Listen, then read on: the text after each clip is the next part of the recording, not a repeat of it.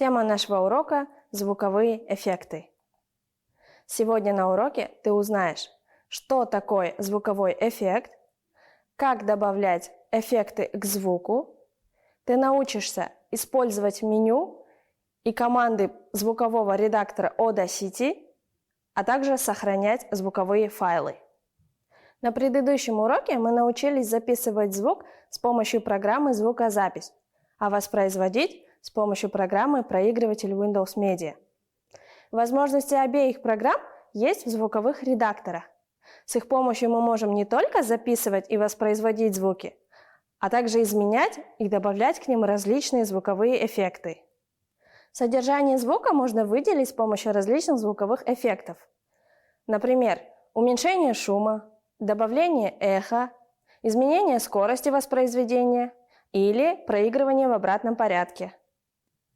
Ты знаешь правила?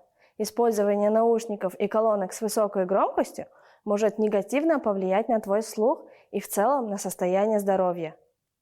После нажатия на значок звукового редактора Audacity на экране появляется окно программы, которое не содержит никакой звуковой информации.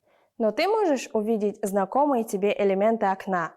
Чтобы начать работать со звуком, нужно либо открыть звуковой файл, сохраненный на компьютере, либо создать новую звукозапись. Рассмотрим оба варианта. Чтобы создать новую звукозапись, необходимо воспользоваться кнопкой «Записать» на панели инструментов. Процесс звукозаписи выполняется с помощью микрофона и отображается на звуковой дорожке.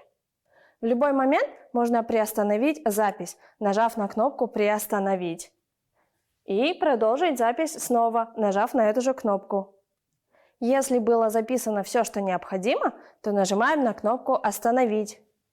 Кнопки «Приостановить» и «Остановить» сохраняют свои функции и во время воспроизведения, которые можно запустить с помощью кнопки «Воспроизвести». Кнопки со стрелками позволяют перейти к началу или к концу дорожки. Если звуковой файл уже имеется на компьютере, то для работы с ним его необходимо открыть. Для этого используется команда «Открыть» в меню «Файл».